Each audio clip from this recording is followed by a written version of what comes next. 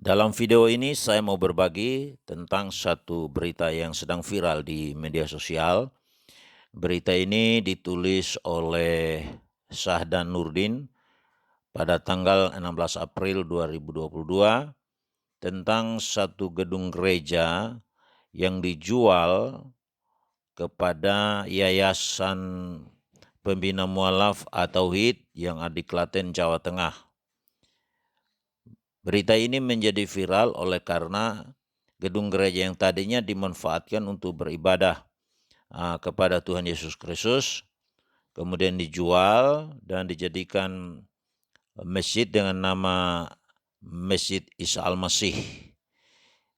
Saya tidak tahu apa penyebab sehingga gedung ini kemudian dijual. Mungkin saja tidak ada anggota jemaatnya lagi yang beribadah di gedung gereja ini, sehingga karena tidak ada aktivitas apa-apa lagi yang berlangsung di dalam gedung gereja ini, akhirnya dijual. Mungkin juga para pengurusnya terliliti hutang, sehingga untuk menyelesaikan hutang ya mereka harus jual untuk membayar hutang. Apapun alasannya kenapa dijual, bagi saya itu sesuatu yang biasa-biasa saja. Tapi karena ini menjadi viral di media sosial, maka saya ingin juga memberikan komentar terkait dengan gedung gereja yang dijual ini dan berubah menjadi gedung masjid. Saudara-saudara yang kasih, saya ingin beritahukan kepada kita bahwa bagi orang Kristen itu, gedung gereja itu adalah suatu tempat peribadatan.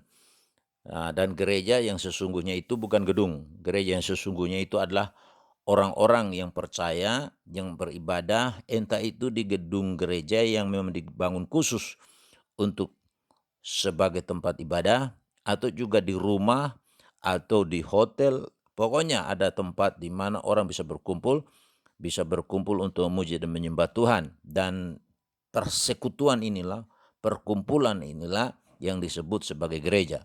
Karena itu Tuhan Yesus mengatakan dalam Matius pasal 16 ayat 18, "Dan aku pun berkata kepadamu, engkau adalah Petrus, dan di atas batu karang ini aku akan mendirikan jemaatku, dan alam maut tidak akan menguasainya."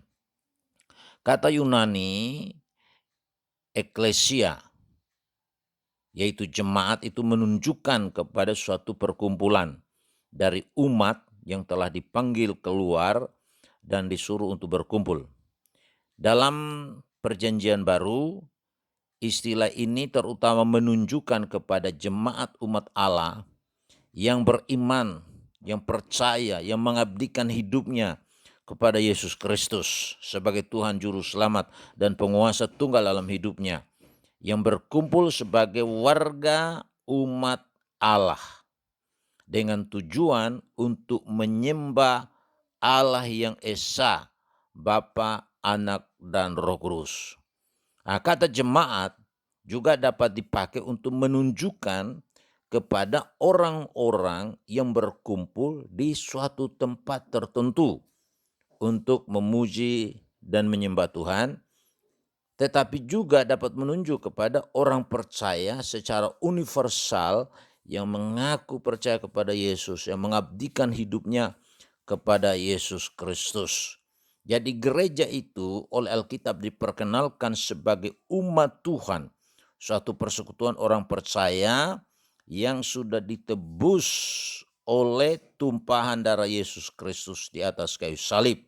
Yesus Kristus dalam keadaannya sebagai manusia sudah mati menebus orang-orang yang percaya, dan dia bangkit dari antara orang mati, menunjukkan kepada kita bahwa Yesus Kristus telah mengalahkan dosa, mengalahkan kematian, mengalahkan iblis, sehingga orang-orang yang percaya kepada Yesus Kristus, mereka disebut sebagai umat Allah, di mana Yesus Kristus yang berkuasa atas hidup orang-orang percaya ini, dan mereka dapat berkumpul untuk menyembah Tuhan dalam roh dan kebenaran dalam suatu tempat tertentu.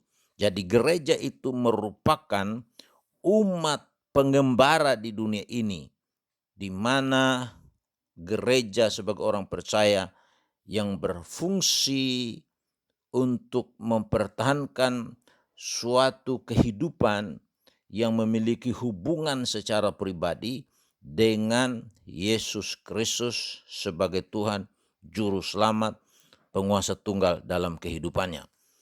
Untuk itu, bagi saudara-saudara kita yang sudah membeli gedung itu, silakan menggunakan gedung itu untuk beribadah kepada Sang Pencipta sesuai dengan keyakinan iman saudara sekalian.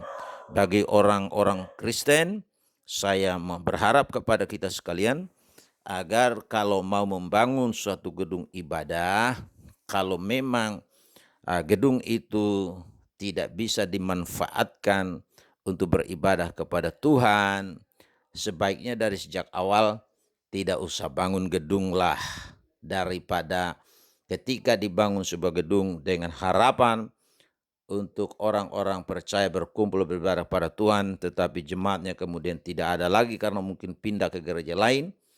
Nah, itu suatu hal yang sangat memalukan. Karena itu berpikirlah dengan bijaksana. Kalau memang dipanggil oleh Tuhan untuk mengembalakan sebuah jemaat dan membangun sebuah gedung gereja, biarlah itu betul-betul dilakukan karena keyakinan kita Tuhan yang memanggil untuk menjalankan tugas panggilan pengembalaan kepada orang-orang yang telah dipanggil keluar dari kegelapan ke dalam terangnya yang ajaib.